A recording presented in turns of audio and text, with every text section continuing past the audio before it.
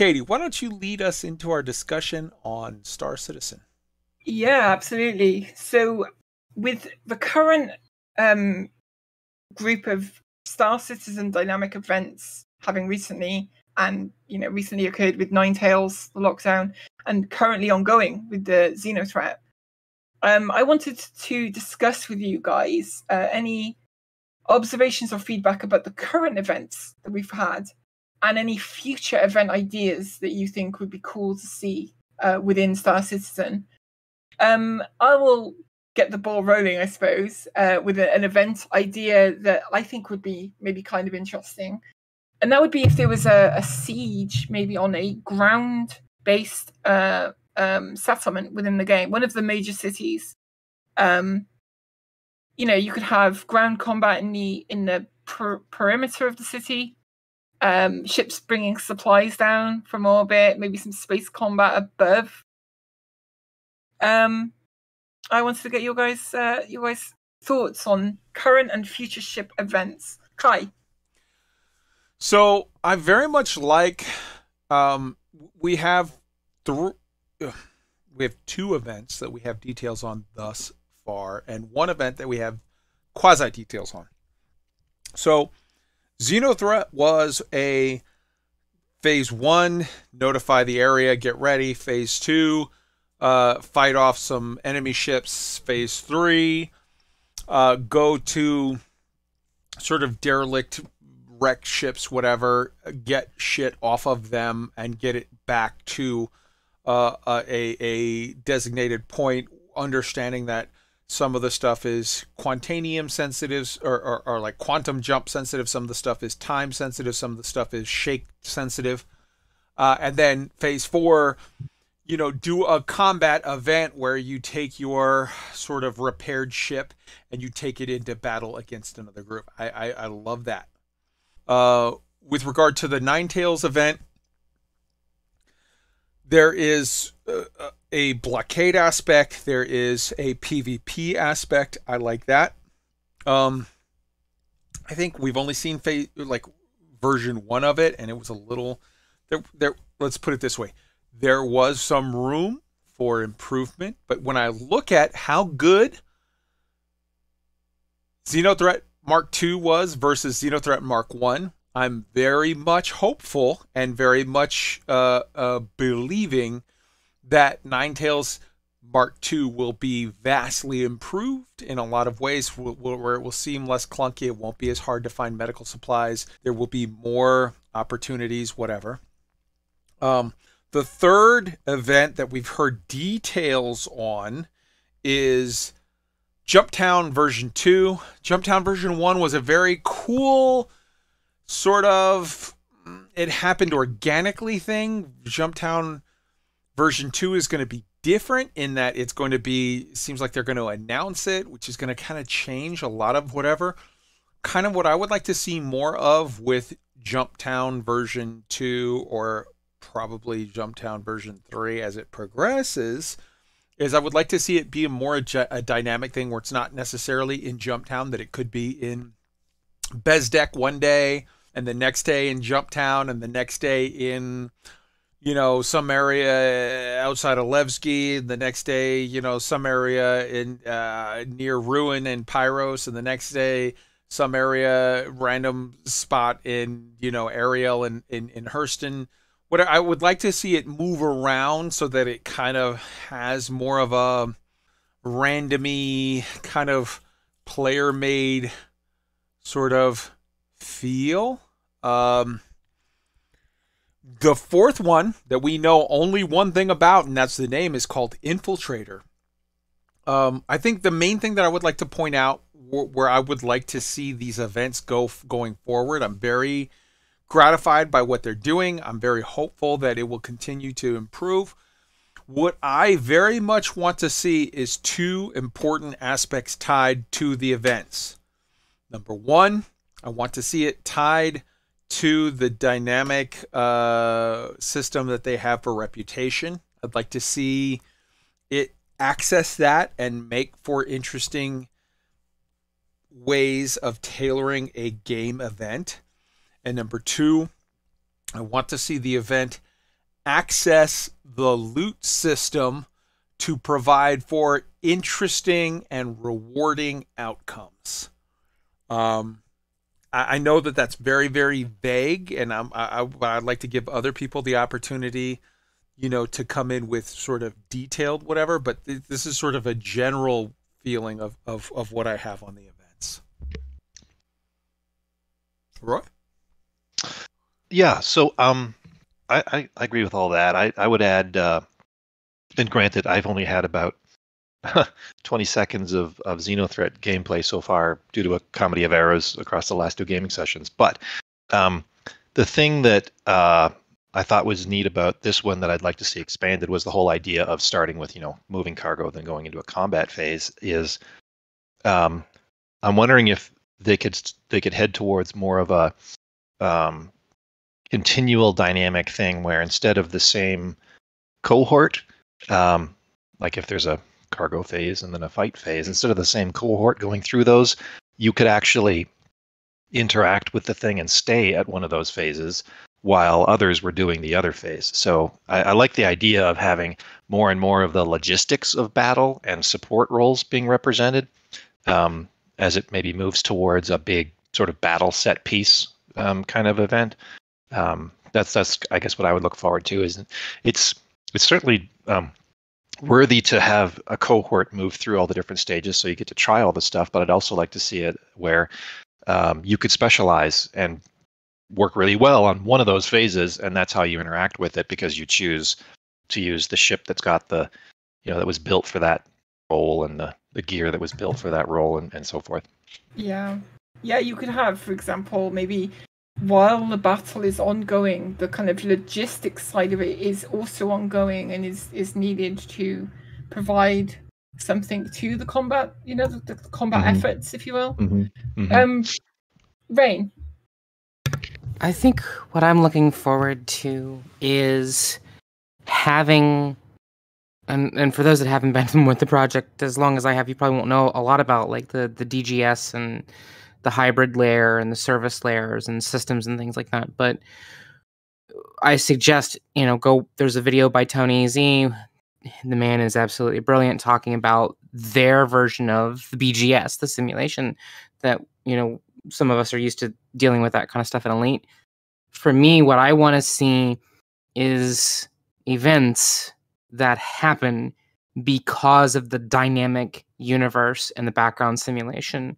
That's what I want to see more than anything. I had a blast hanging out with the skunks. I was on a Carrack, having a good time. I actually think I was in the last video. And that's great. XENOTHREAT's great. Jumptown, cool. Like all that stuff's cool. But give me a living, breathing world that says there's some pirate activity here because a lot of people were mining here. So now there's an event that says show up and either help the pirates or show up and fight against the pirates. Not because we did a fully voice acted, all kinds of scripted nonsense, which is great. It's not nonsense, but it's the only word I can think of. But because the world had something happening and the world told me and I chose to go there and be a part of it. That's what I want in the future. That's what I can't wait for in the next, the rest of this year or next year, seeing where they go with integration of the dynamic background simulation that they're building to build us a truly living, breathing world that we can interact with, that interacts with us, and that we can affect and change. So say we all. So say we all. I completely agree, and just to add to that, like you say that the events of the verse, events of Stanton for now, I suppose, should trigger different events and things. I think that one of the linchpins that will need to be made to, if not work completely, at least have kind of support for, and this goes for the upcoming inventory and ship inventory systems as well, is persistence over crashes, because 30Ks right now, with the upcoming inventory changes, if they're expecting people to store things on their ship and keep everything on the ship and only have access to what they have on them, if you lose that every time you get a 30K, that is really going to suck. Like, they're going to need to at the very least have ship persistence over 30Ks. And I think the same for like the state of the system, the state of missions, the state of your progress in those areas would need to be persistent over crashes to really have an impact. I completely agree with you though that a living, breathing system that creates those events dynamically would be outstanding. Jade. Yes, I just want to, sort of back up what both of you have said about this having more of a living, breathing feel based on events that are happening, both that we see and ones that are being, simulated by quantum in the background. I know that one thing personally I would like to see would be other game mechanics integrated into these dynamic events. For instance, they've done a ton of work on mining and refining. And I'd love to see an event where that ends up being like the centerpiece of the event. For instance, like Artcore in lore, it's usually tied with Hurston as being the worst employer in the universe. And they also have mining operations, as you've probably seen on several of the moons. Perhaps their workers have gone on strike, and miners are, like scab miners are called in to do that. It's going to be highly profitable. It would move from mining outpost to mining outpost, materials spawning around them that would be easily accessible by people with rocks or whatever. And then the component of that that's combat is you'd have to have people to protect the miners. You'd have to have people that are fighting the people that didn't want you to, cross the picket line. There could be a lot of things like that they integrate some of the other gameplay that they put into the game, into the dynamic events that would be based on like that quantum simulation. Perhaps the economy in Stanton has gone down. Artcore doesn't really want to pay their workers, to keep pace with it. And so, yeah, something like that, like where again, the universe would then feel more living, breathing, something that has happened, then triggers something else, that didn't trigger something else. I would love to see that. I absolutely love that idea.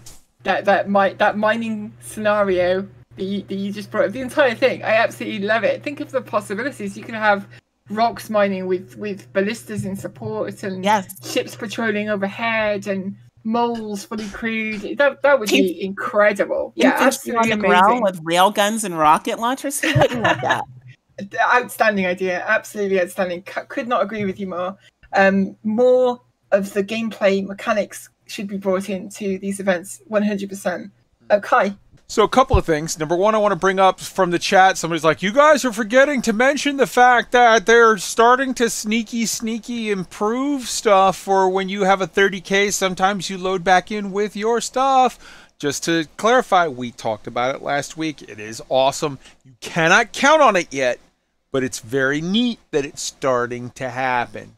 With regard to cool ideas for events that I would like to see, I would like to see a special dynamic event that happens that's a search and rescue or something where there's a sort of either one ship that is, out there or be like a convoy of ships that, something happens and now they all need rescue. They all, and so it's basically a similar thing to the XENOTHREAT where you're going to different derelict ships and loading up on boxes, but you're loading up on people to rescue them. You can tie that into medical play. Stole my idea.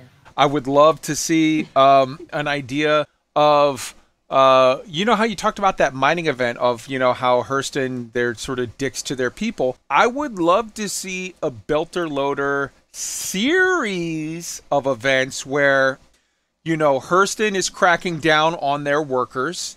And you can, dynamic events happen. A dynamic event one is you can choose to side with Hurston or the oppressed peoples. And the reward is better for Hurston. So people, the greedy assholes will go with Hurston because they're like, I get more money. But the people that do the sort of belter loader side, that the oppressed people side, you get some kind of a rep. And then a second event happens and it's similar. And then a third event happens and it's similar. And then the fourth event happens. And when the fourth events happen, the people that chose the money payoff for the last three events, they're sort of out of the loop because now there's a dynamic event happens where the belter loader side, they're offering a cool reward, a unique paint job, a unique skin, a unique gun, a unique something that people, it will reward the people who chose what was right instead of what was self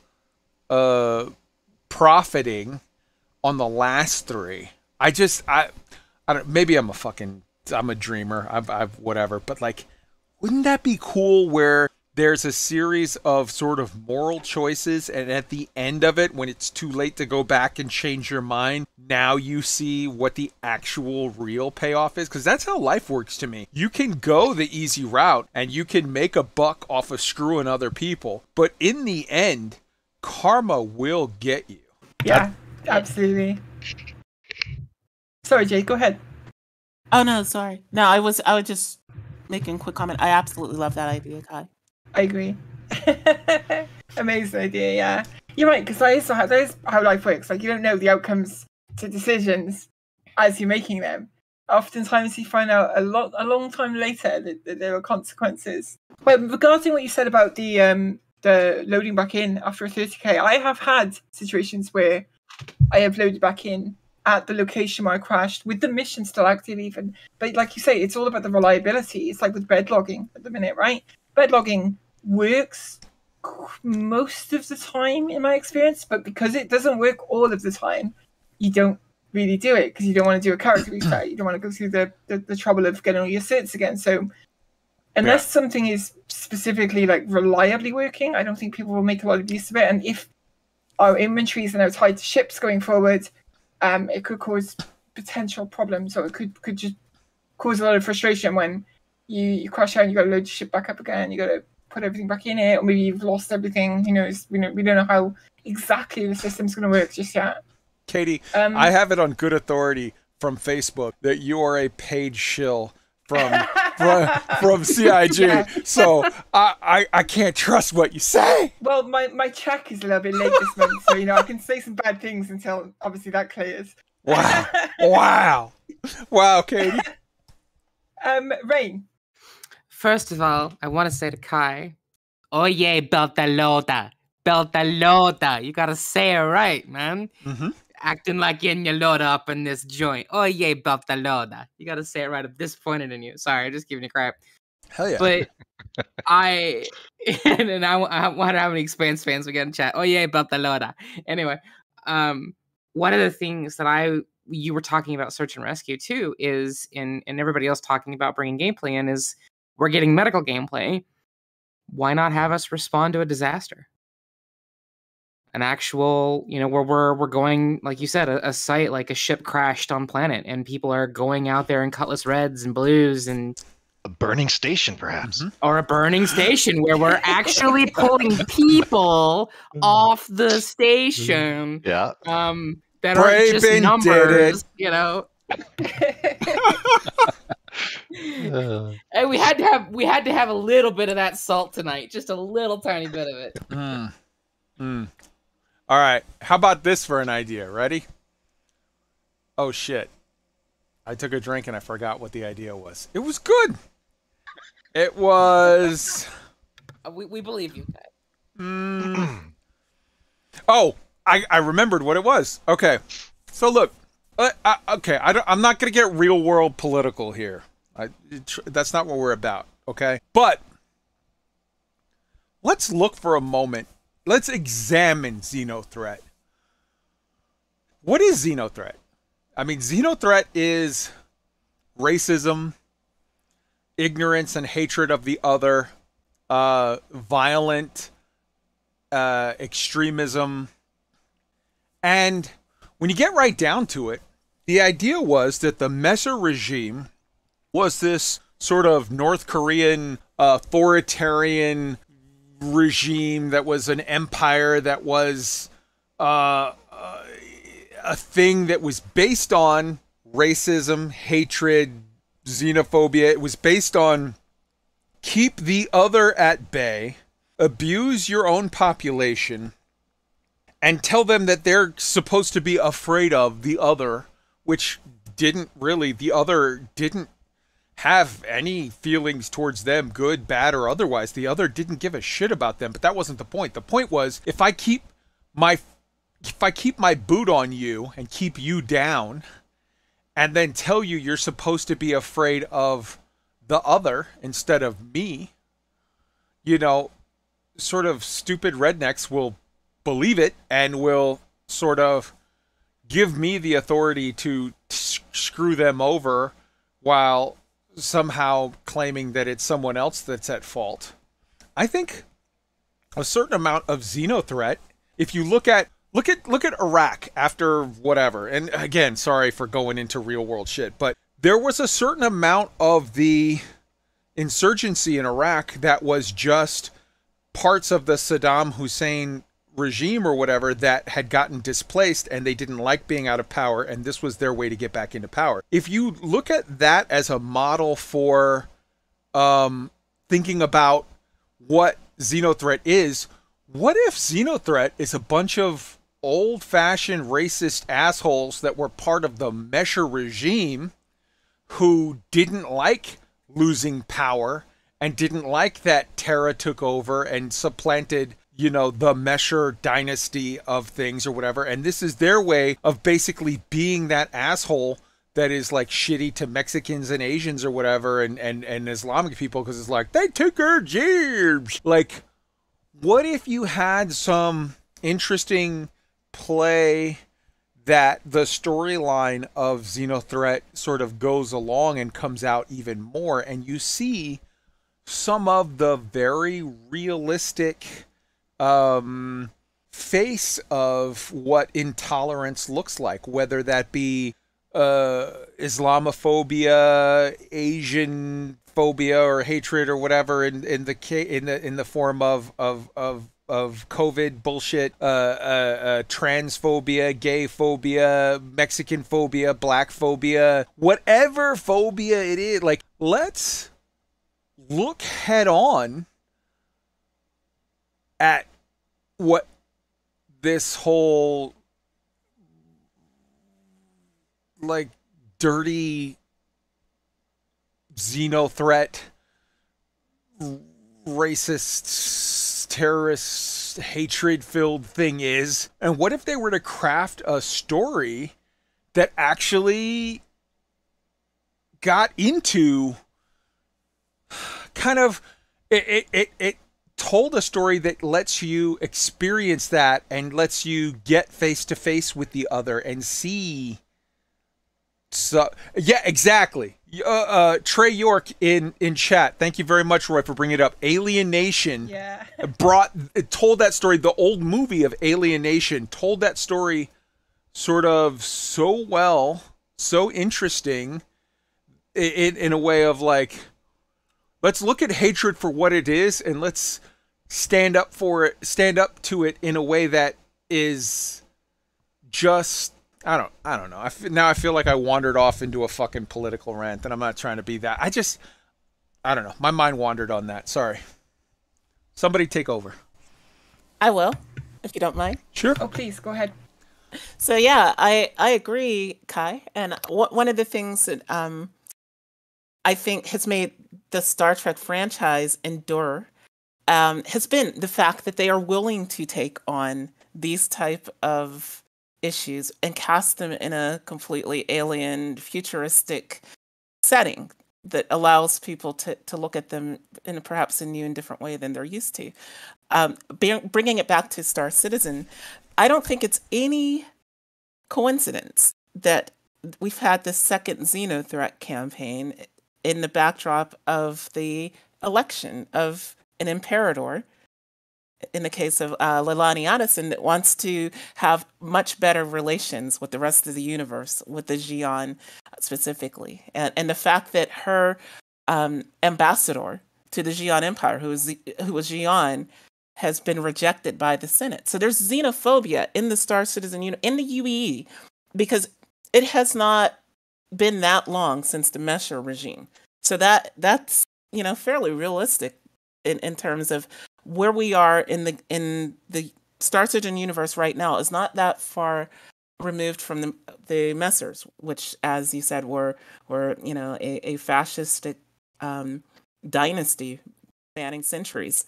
So that's reflected in how the Senate has treated Addison and her ambassador candidate, and it's also reflected in the fact that XENOTHREAT has these capital ships. They seem to have like an endless supply of them. They're getting them from somewhere. They're clearly well supported among some of the populace, and they are a violent insurrectionist terrorist group that want basically UE citizens to overthrow the legitimate government and replace it with themselves, which are basically neo-Messerites. So yeah. They ticker jibs, but on a galactic level. Exactly. Right on. Does anybody have anything else for this? Or Katie, do you have any other... If you have another Star Citizen point, I'd love it. Would like to add one more positive about the events, specifically XENOTHREAT, in fact, which is that there were a lot of ships in the game. There were a lot of ships that have specific roles, and the Retaliator bomber. I'd been in one before. I'd crewed one with some of the other skunks before.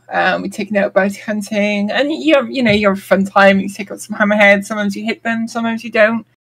But I never really kind of really understood the purpose of that ship until that battle in XENOTHREAT, where you've got all of the fighters engaged with the other fighters, and the capital ships engaging each other, and then you're in this bomber, and you're lining up for your torpedo shots against the capital ship, and the tension as you release that torpedo, and it's flying towards the target, and you're watching it trail towards the target, and the huge elation when you get a hit, because you're doing real damage with those torpedoes, and the kind of the sigh when you miss. I thought it was amazing to see an event that really highlighted what a ship is, what its purpose is like that. And as Jade said, I would love to see more events focusing on other areas of the game that will then highlight specific ships and their roles and what they can be used for. I now own a Retaliator, by the way. That's what that event did. That's what that experience did for me. I would just like to see that, more of that in future, definitely. More variety of activities, more of the mechanics in use. For me personally, and I'm biased here, way more FPS combat, please. I'd love to see some dynamic events that are... I know we've had the little bits of FPS combat in the Star Fairs and things like that. I'd love to see a lot more of that. And with the news about the planetary navigation for AI, maybe that's coming. Hopefully, I'd love to see it. I think that the current round of dynamic events have been successful, and I'm looking forward to more. Can I suggest one last thought on dynamic events? 20 people at a time, and you can, so maximum of 20. If 5 sign up, then it's a 5-person thing. If 20 sign up, then it's a 20-person thing. If 21 sign up, well, last guy's ass out, shit happens. But you go to a location where there'll be a galaxy-wide thing, a system-wide thing saying, come to Bezdek and sign up, right? You go, you sign up at the little office, the little whatever at Bezdek, or an office at one of the little stations or someplace. And then you wait 5 minutes, 10 minutes till the event starts. And when the event starts, you're in a tumbrel at an unknown location, so you had no chance to scope it, and it's you and anywhere from 2 other people to 20 maximum are in stalls, and then you see 3, 2, 1, the front of the gate opens, and there's a finish point that is on all of your maps, and it's a race, and it could be any one of, who knows, 50 different random courses. So you can't, it's not like you have an advantage because you know the course. It is what it is.